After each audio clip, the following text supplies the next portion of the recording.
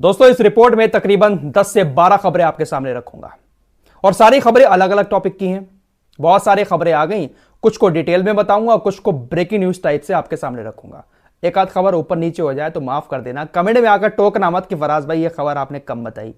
आप बस इतना कर लें, चैनल पर पहली बार आए सब्सक्राइब करके हमारे साथ जुड़ जाएं। पहली खबर हमास और इजराइल के बीच जो सीजफायर की डील चल रही थी उसको लेकर है और ये शायद आखिरी अपडेट मैं इस डील को लेकर दे रहा हूं, क्योंकि अभी अभी कुछ देर पहले हमास ने इस डील को पूरी तरह से रिजेक्ट कर दिया है। हमास अब इस डील पर किसी तरह की कोई चर्चा अपने नेताओं से नहीं करेगा। हमास ने अब असली वजह बताई है कि आखिर हमास राजी क्यों नहीं हुआ। हमास का कहना है कि पेरिस के अंदर जो डील हुई थी जिसमें कतर और मिस्र बीच में पड़े हुए थे, साथ ही साथ अमेरिका की खुफिया एजेंसी CIA के प्रमुख, मोसाद के प्रमुख, ये सभी लोग पेरिस के अंदर एक मीटिंग कर रहे थे जिसमें सीज फायर को लेकर एक डील चल रही थी। हमास ने कहा है कि इस डील में सिर्फ और सिर्फ इन्हीं बातों पर चर्चा हुई कि इजराइल के बंधकों को कैसे छुड़ाया जाए, इसके अलावा किसी और चीज पर चर्चा नहीं हुई।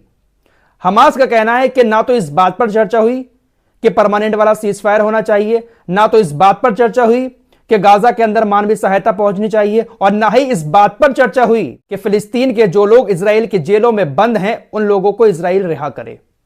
हमास का कहना है हम इस डील को इसलिए रिजेक्ट करते हैं क्योंकि इस डील में सिर्फ और सिर्फ जितने भी लोग शामिल थे, चाहे कतर हुआ, चाहे मिस्र हुआ, चाहे अमेरिका, चाहे इजराइल, उन सभी ने सिर्फ इजरायली बंधकों की बात की है, उनको रिहा करने की बात की है। बात बिल्कुल सही है। जब हमास की एक भी शर्त नहीं मानी जा रही है तो हमास सीज फायर के लिए राजी कैसे हो सकता है, जबकि कतर और मिस्र लगातार दबाव बना रहे हैं हमास के ऊपर कि इजराइल के साथ डील कर लो और बंधकों को छोड़ दो, लेकिन हमास की भी तो कोई माने। फिलहाल डील कैंसिल हो चुकी है। बड़ी खबर आ रही है कि एक बार फिर से अमेरिका का विदेश मंत्री एंटनी ब्लिंकन मिडिल ईस्ट में आ चुका है।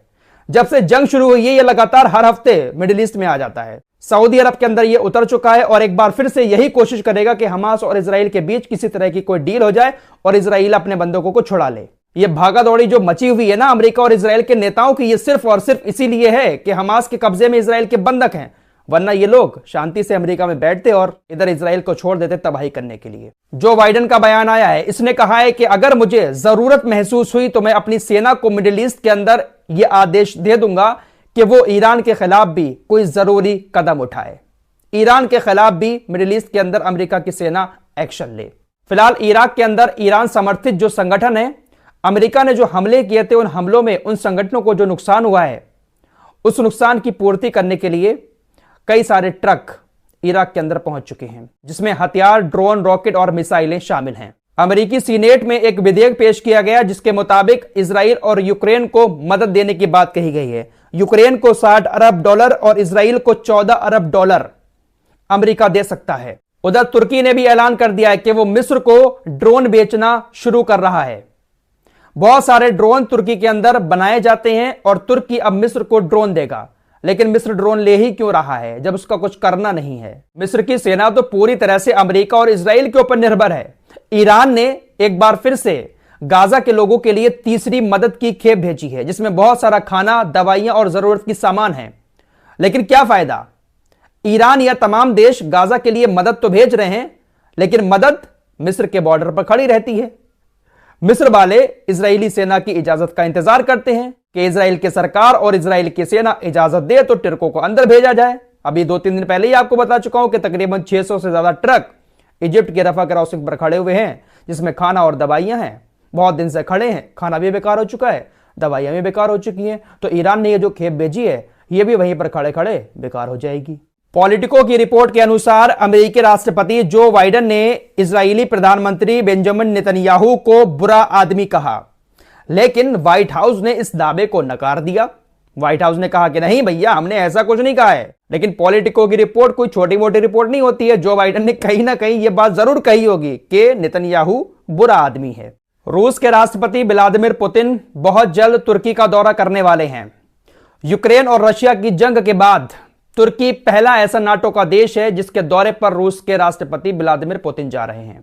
पिछले 2 सालों से रूस और यूक्रेन के बीच युद्ध चल रहा है, लेकिन अभी तक किसी भी नाटो देश के दौरे पर रूस के राष्ट्रपति इसलिए नहीं गए क्योंकि इंटरनेशनल क्रिमिनल कोर्ट ने रूस के राष्ट्रपति व्लादिमीर पुतिन के खिलाफ अरेस्ट वारंट निकाला हुआ है। तो रूस के राष्ट्रपति को डर था कि अगर मैं नाटो देशों में जाता हूं किसी यात्रा पर तो हो सकता है कि अमेरिका के कहने पर मुझे अरेस्ट कर लिया जाए। लेकिन फिलहाल पुतिन तुर्की जा रहे हैं, लेकिन इंटरनेशनल क्रिमिनल कोर्ट ने तुर्की को इस बात के लिए मजबूर नहीं किया है कि आप राष्ट्रपति व्लादिमीर पुतिन को हमारे हवाले करें या उसको पकड़वाने में हमारी मदद करें, इसलिए वो तुर्की दौरे पर जा रहे हैं। इंटरनेशनल क्रिमिनल कोर्ट ने रूस के राष्ट्रपति व्लादिमीर पुतिन के खिलाफ सिर्फ 7 दिन के अंदर अरेस्ट वारंट जारी कर दिया था, यह आरोप लगाते हुए कि रूस के राष्ट्रपति व्लादिमीर पुतिन ने यूक्रेन के अंदर नरसंहार किया है।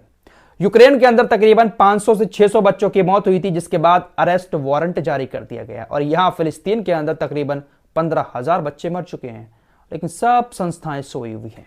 पाकिस्तान की भी एक खबर आपको बता देता हूं। पाकिस्तान के अंदर इसी महीने चुनाव होने वाला है और चुनाव से पहले लगातार एक के बाद एक हमले हुए जा रहे हैं। पश्चिमी पाकिस्तान में आज एक पुलिस स्टेशन पर खतरनाक हमला हुआ है और उस हमले में 10 पुलिस वालों की मौत हो गई है। इस हमले को उग्रवादी हमला बताया जा रहा है। यार, देश कोई भी हो, लेकिन चुनाव से पहले ऐसे हादसे हर देश में ही होते हैं। आयरलैंड के राष्ट्रपति ने इजराइल की आलोचना करते हुए कहा कि आपको तुरंत गाजा के अंदर सीज फायर करना चाहिए, वरना आप दुनिया के सामने सम्मान पाने लायक नहीं बचेंगे।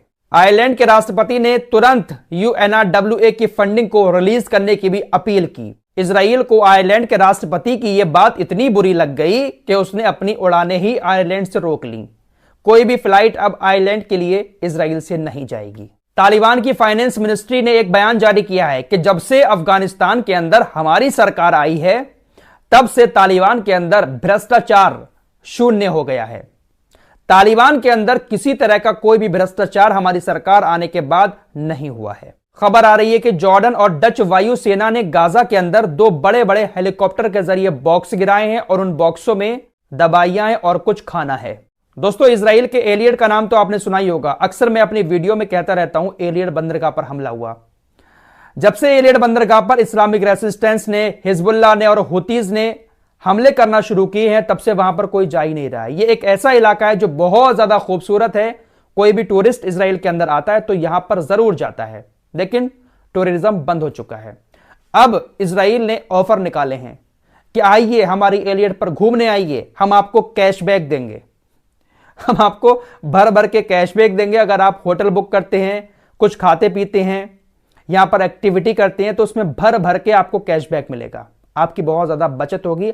आप हमारे देश में आइए और यहां पर आकर घूमिए। लेकिन टूरिस्ट कोई आ ही नहीं रहा है। टूरिस्ट तो दूर की बात है, इस वक्त इजराइल के जो लोग अपने देश के अंदर मौजूद हैं, वही कोशिश कर रहे हैं कि कैसे हम दूसरे देशों में चले जाएं, जान तो बच जाए। लास्ट वीडियो में आपको बता चुका हूं, कल रिकॉर्ड 30,000 लोग इजराइल छोड़कर गए हैं। 170 फ्लाइटें उड़ी हैं कल तेल अवीव के एयरपोर्ट से। फिलहाल आज के लिए इतना ही। मिलते हैं कुछ और नई खबरों के साथ, तब तक के लिए अपना ख्याल रखिए।